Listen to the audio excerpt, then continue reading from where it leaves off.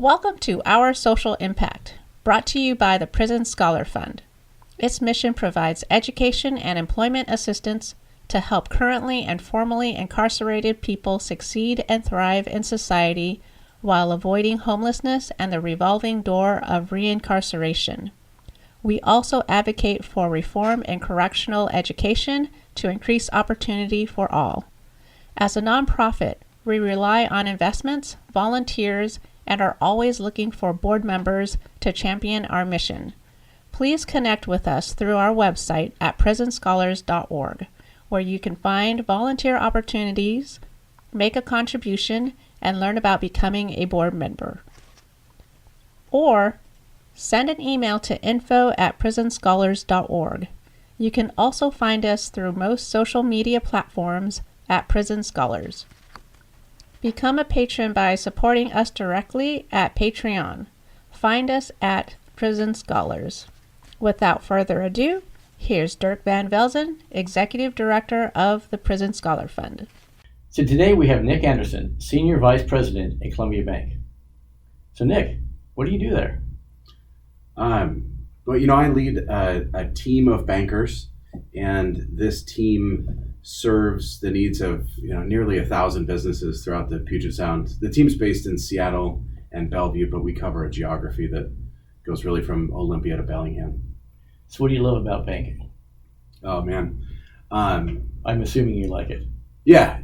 Really, right now, what I'm loving about my work is acting as a coach with the team.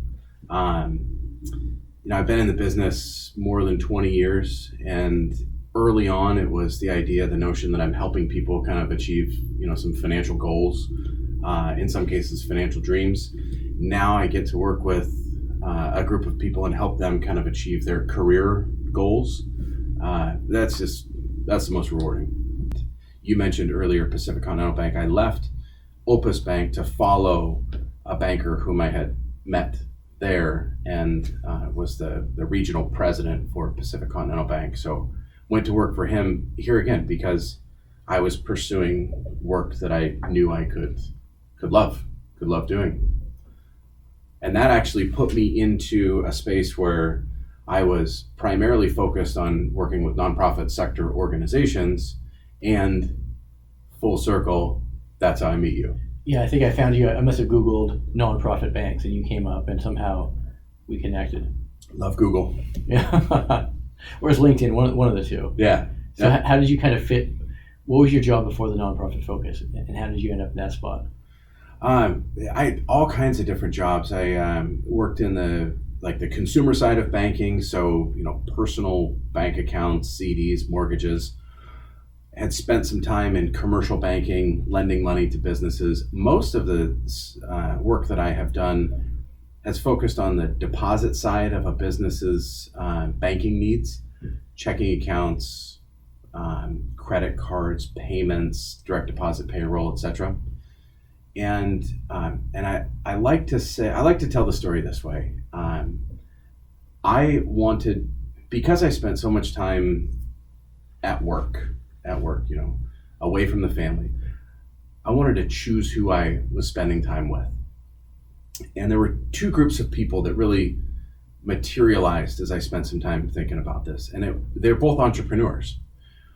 One is the entrepreneur that is very profit driven. And I would say oftentimes I'd be interested in working with companies that were private equity backed, because there's just a different level of sophistication and complication when it comes to working with equity-backed firms versus closely held family businesses. And the other entrepreneur is the nonprofit entrepreneur. And the thing that I say is similar about these two people is that they're the individuals that stay up late into the night dreaming about how to make the world different, and then they wake up early to go do it. Those are the people that I wanted to serve as a bank partner. The people crazy enough to follow a dream, have an idea. Yeah, people like you, right? Yeah. And so sometimes I fantasize about just quitting this whole thing and getting a job at Home Depot. Yeah. But that lasted for about a week or two. my fantasies are being a server in a high-end restaurant, just delivering meals to people that enjoy an experience. I had a job at a coffee shop. I loved it. You just you make coffee and you talk to people. Yeah. And then you clock out. There's no pressure after it's done. It's awesome. You just go home. Awesome. Yeah. There's some fancy restaurants around town, and I'm like, those servers probably make a decent living, and all they're doing is making people happy. Yeah. Worst thing is you take the food back and you bring them something else, right? Yeah. Let me bring you something you love. Comp them a nice bottle of wine. Sounds like a delightful existence. So I'm talking with the guy I want to go work with, and Nazem Karmali is his name. Nazem, this is the work I want to do. I want to work with these two, groups. And he says, great. We really love working with nonprofits. The other group wasn't a great fit for the bank, and so that was fine. I really got to double down on serving nonprofit sector organizations as a banker in that capacity. So back to education, and what I think is really well connected to kind of the notion of the social impact, right? Is I reached out to a couple of schools and inquired about a master's degree, and one of them took my call.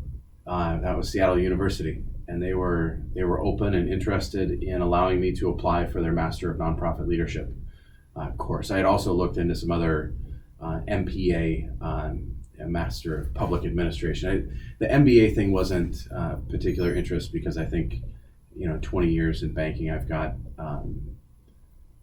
enough business acumen. And I have an interest in leaving the banking industry and doing work in the nonprofit sector at some point into the future. So Seattle U took my application. They took it serious enough to invite me to participate in the program, and that was just a few years ago. So what was that application process looking like without the undergraduate degree? I actually had an hour-ish long interview with the director of the program before even applying to see if I, basically applied to apply. Yeah. And then got the invitation to apply, but there's no guarantees. And kind of the intent here connects back to some things you were saying. I want to transition from the work that I do today in banking into the nonprofit sector. And some people sector hop, but I perceived having the degree as like something that would legitimize my entry into leading nonprofit work. I also want to learn about leadership from a different perspective, and this afforded me that opportunity. But what I really got excited about was the capstone work research that I did around impact investing, where I could really bring in the knowledge that I have from the banking sector and corporate finance, and looking at the work that I've done serving nonprofit organizations in their financial needs, and say there's a different solution to funding the growth and capital expenses of nonprofit organizations. Yeah, so let's talk about that. How does a nonprofit jump into impact investing with you guys? How they do it with us guys is pretty traditional, and the research that I did. And Columbia Bank does this now. What Columbia Bank does is very very traditional. The research that I did was non-traditional, and I think there's an opportunity to actually make this happen. And so I'm actively looking for what we'd say in the business is deal flow. So it looks like this. So you have some small proposal with Columbia Bank to do a couple sample projects. I've floated the research by a few folks, and there's a there. Yeah. But it only materializes if the market says there's a need and there's an interest. So it looks like this. Maybe an organization, maybe Prison Scholars Fund wants to invest in a building, a facility, a place where folks go for education, right? And maybe that's on site in a prison. Maybe it's who knows what it is, but it's like some capacity capital building project. Yeah. It's a capital project. Let's say that. How are you going to pay for that? Right? That's the question. Yeah, somebody has to finance it. Yeah. Or we get a major donor. There it is, Yeah. right? So you're going to get, people are going to contribute money, maybe through some contract work. You've got earned income that might pay for it, but not all up front. That earned income might sustain debt payments over time. Chances are unlikely that a bank is going to finance all of it, right? There's no real 100% financing programs, or even 90%. Even government sponsored loan programs, like through the SBA, are not available for nonprofit organizations. But maybe a donor, would write a $10,000 check, but not a $10 million check. But maybe that donor has interest in supporting your organization, and they would do so by loaning your organization that money at a below market interest rate. I think that there's interest out there from the philanthropic side, from philanthropy. I think there's needs in the market, but there's a gap. And the gap is that philanthropists are not lenders. They're not banks. And it's not a transaction where it's like, hey Dirk, here's 10 million bucks and, just pay me back when you can, right? There's more sophistication. There's a little bit of paperwork involved. So I just hypothesized that banks who do this work already could play the part of, kind of the middle person in the transaction, and provide a service into the market where there's potentially a need. And through the research, what I uncovered is that there's probably, as a starting point, there's probably a $30 billion opportunity nationwide that private and community foundations could put $30 billion of additional capital into the marketplace, into the nonprofit sector directly at below market rates, which reduce the overhead expense for organizations. So it's really the foundations as opposed to people kicking in the money for this. That's right. And the reason it's a below market rate is because as opposed to a foundation giving the money to a nonprofit and it's gone, they still get a return, they get some of the capital back. Yeah, that's right. Foundations have a corpus, they've got money. They're required to give away 5% per year, generally. And so there's 95% that's left over that they invest in things. They invest in stocks and bonds, mutual funds, other things. They could direct some of those investments, and I suggested 3% is a prudent starting point, into discrete private placement loans. There's a lot of organizations that are doing this on a local scale throughout the country. There's a lot of foundations that are doing private placement loans, kind of on a one-off. Russell Family Foundation locally is one that's been out front. There's another organization that kind of works with individual donor constituents. It's called Semble, and they're doing some of this work. What I'm suggesting through my research is that we take this to a massive scale. We approach community and private foundations that control nearly $1 trillion and ask that they allocate 3% of that trillion, so there's your 30 billion, to providing below market rate loans into the nonprofit sector to fuel growth, expansion, and capital projects. And I think that there's a handful of regional community banks throughout the country that can facilitate these transactions in a way that makes economic sense for everyone. Sounds great. Sign me up, right? Sign me up. Yeah. So do you have any traction? Has anybody signed up? Like, hey, we love it. Let's give it a shot. No.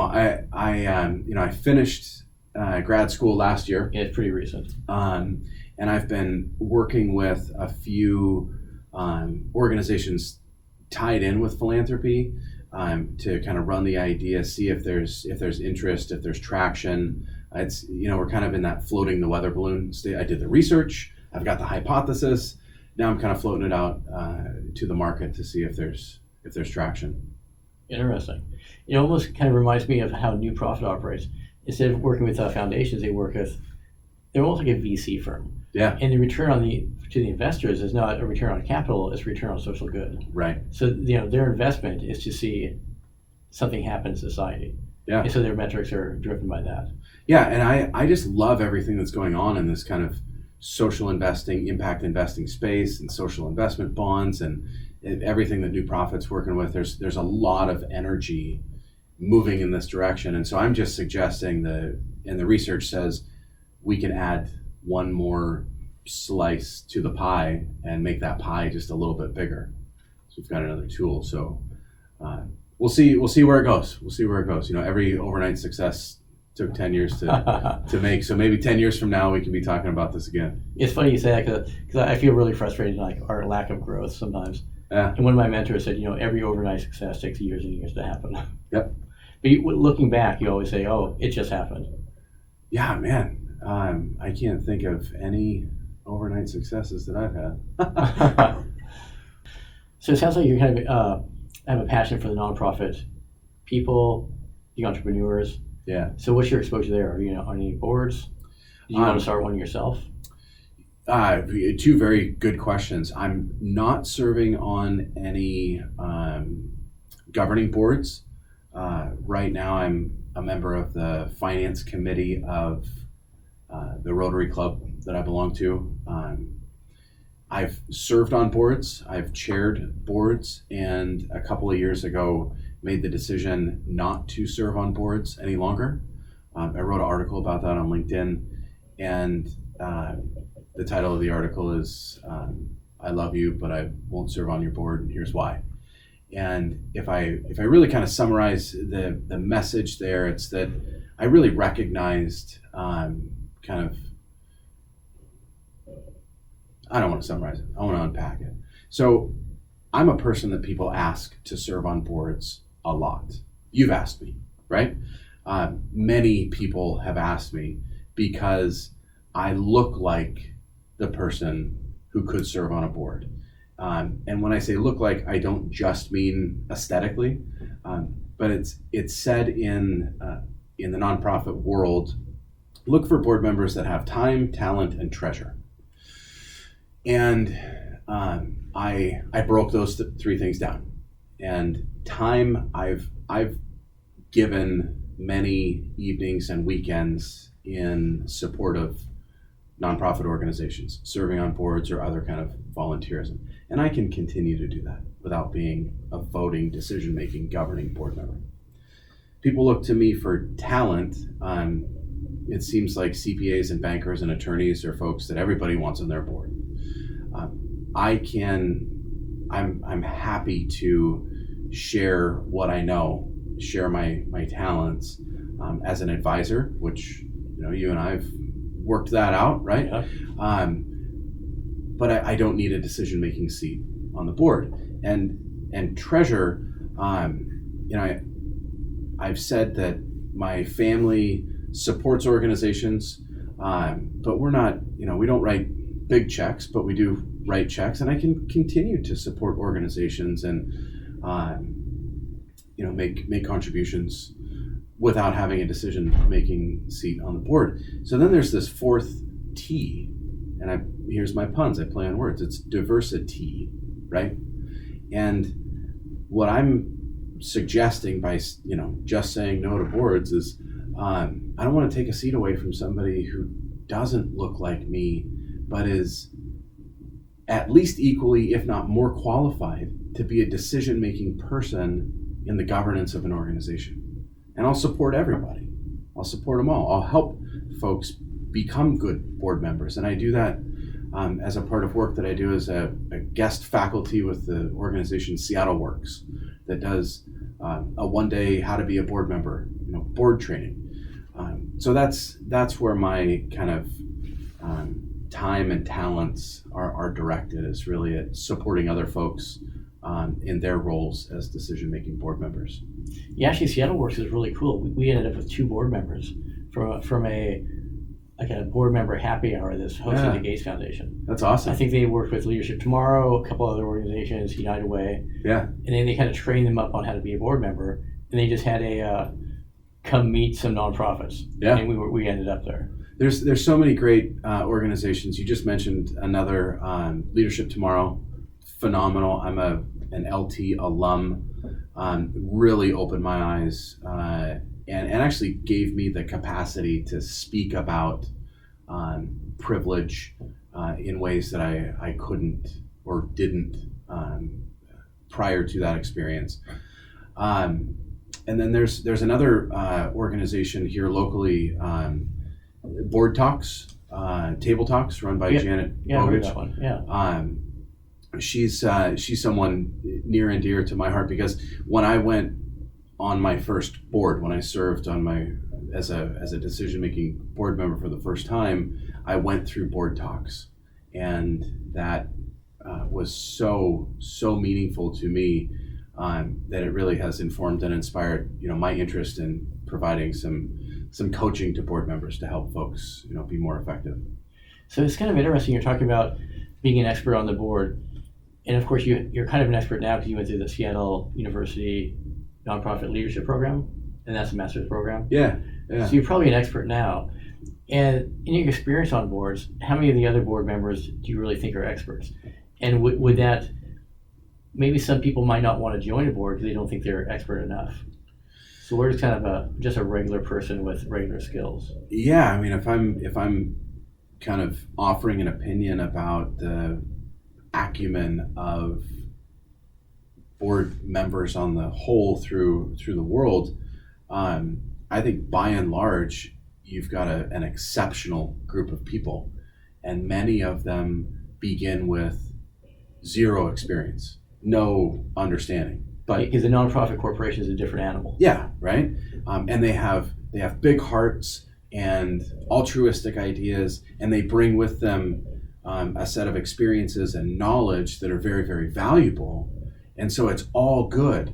And there's the gap, which is how to translate what they know into being effective as a governing individual. Recognizing the difference between a working board and a governing board. That's where I think I see a lot of the most apparent challenges is folks don't necessarily know that there's a difference, and that in some organizations you gotta actually do work, and in other organizations you shouldn't be doing the day-to-day work. Fundraising is another, I'd like to say gap, but I'm going to say gap, right? I mean, how many individuals in the world are comfortable talking to their friends and family and their community about money? Just in general, it's taboo to talk about money. But then to ask someone, how much would you feel comfortable supporting our organization this year? Is $5,000 comfortable for your family, or should we look at some of the higher option? Yeah. I've spent more than half my life talking with people about money, so I have a different level of comfort with that. But so working, governing, fundraising, and then here's my favorite: the independent entrepreneur CEO that is used to just getting shit done, and then he's stuck on a board having meetings with consensus. Yeah. And and other human beings that need to kind of come along. Yeah. And I can laugh now because I have made all of those mistakes, every single one of them, and so there's even having gone through some official, kind of training programs, made all these mistakes. Here's a funny one. I said early on, well, why can't we just hire a fundraiser and pay them a commission on, the money that they raise? Because I'm, for-profit, private sector sales guy. And I didn't realize that in the professional fundraising world, there's a code of ethics. And the AFP people don't like it. No. IRS is okay with it as long as you don't violate, Sure. too much compensation. Yeah. But there's, so if you're talking to, an advancement professional that has signed on to this code of ethics, and you ignorantly suggest something that is acceptable in all the rest of the world. So there's some nuance there, and I learned that not in a book. It's funny, you've probably seen that Dan Pallotta TED Talk when he kind of talks about how we think about charity is all wrong. Oh yes, yeah. There's and that's a really good point. Yes, yeah. The overhead myth. Yeah. Right. I believe that. Subscribe to that 100%. I have an allergic reaction to the idea that nonprofit organizations should, or that anybody leading nonprofit work should accept less pay for the work that they do, because these are organizations that shelter the homeless and feed the hungry and educate people in the world and reduce recidivism and change the fucking world. And we're saying you should do that for less and play by a different set of rules. Because why? Yeah. Why wouldn't we say as a society, we're going to pay you more? You're making an impact. Like, what is our problem? So yeah, I mean, I get really fired up with that, and on the flip side, I understand the notion that if I'm writing a $10 check to a food bank, my preference is that all 10 of those dollars go to food. But if I understand that maybe $9 went to food and $1 went to pay for the professional fundraiser that's out there raising another 10 million, I'd say, yeah, actually all 10 of my dollars should pay for that fundraiser to go raise 20 million. Like, and that's the hardest part, because on the macro level, it really makes sense. Like every dollar past the marginal value should be spent on fundraising. But when the individual donor thinks, even though I'm making the pie bigger, and you're getting a small percentage of a bigger pie. I mean, your use of the macro perspective versus the what about my dollars micro perspective.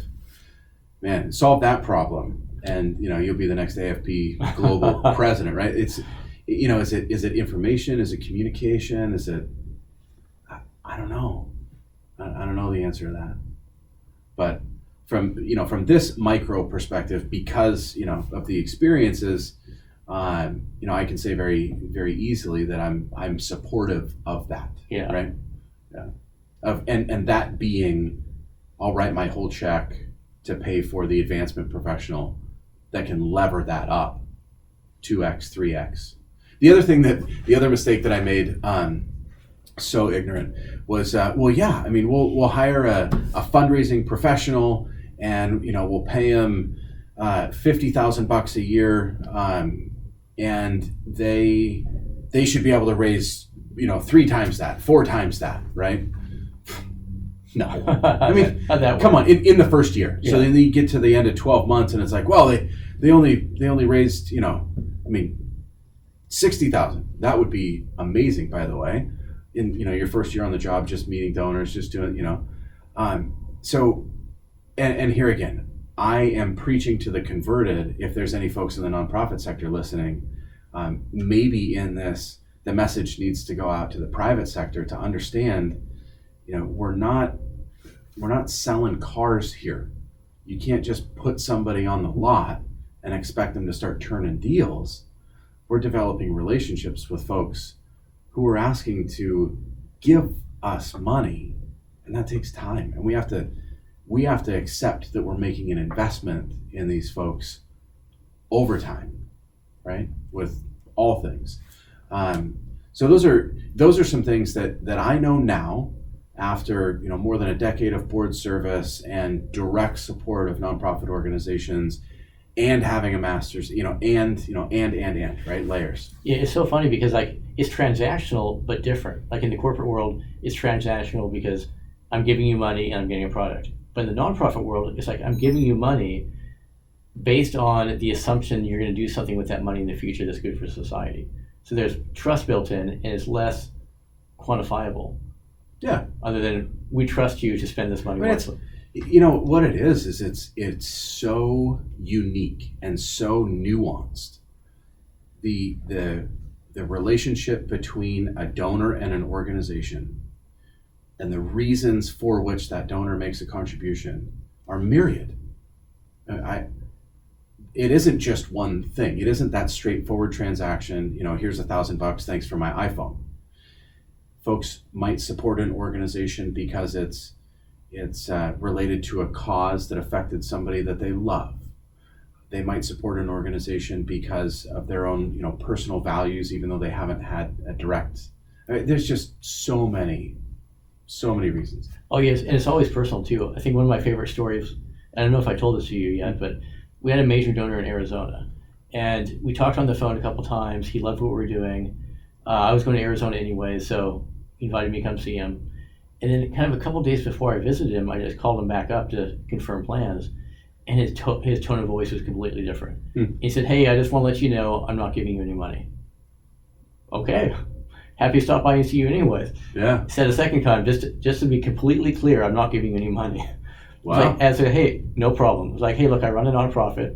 If at some point in the future you want to cut us a check, great. That's how we make things happen. But in the meantime, happy to just come and see you." Yeah. So third time, just to be clear, I'm not giving you any money. He was clear, yeah. Picking up what you're laying down. I got it, buddy. So of course I go and see him, and after a couple of margaritas, he gets the checkbook out. It says, "I'm gonna write you a $10,000 check." Wow. Just because you had enough balls to come see me anyways, even when I told you I wasn't gonna give you any money. So it's like, can we do this every week? Yeah. Every individual donor is unique. Yeah. And what inspires them to give is unique. And so the fundraising professionals that exist in this world have a very unique set of talents to be able to listen and to understand, and then to connect the interest with the cause. And the folks that I love the most in this space are the ones that are willing to walk away, that are willing to go and have a conversation with this person and know that this may not result in a contribution, but I want to go find out, if it's a match. And I have so much love and appreciation for the folks that have committed their professional lives to raising money for the nonprofit sector, for sure. So what's your favorite gift and your favorite regret? Favorite gift. And that you really saw, wow, they really just knocked it out of the park with that one. Oh,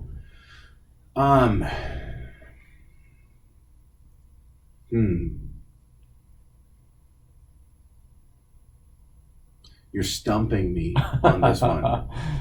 So that really tells you something like, if the nonprofit isn't communicating how they spent your money well, then that's probably a failure on our side. Yeah. Because if they're not reporting, "Hey, you gave us $250, here's what we did with it," and you're not super proud. Here's the thing. I'm totally reflecting on that question. I don't really ever, so uniqueness, right? Uniqueness of donors. I don't really ever follow up and say, so I'm not reading the annual report.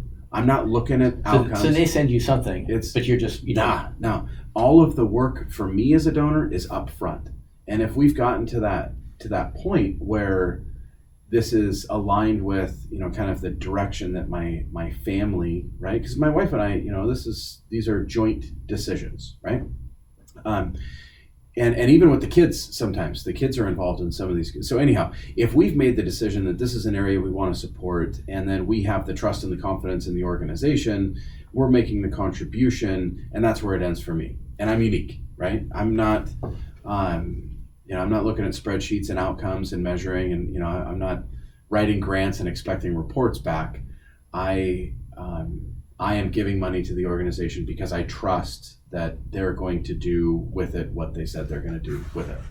And, that's a lot easier for me to do with, say $250 or $500 than it is if I'm, a grant making organization and I'm funding something at $500,000 or $1 million.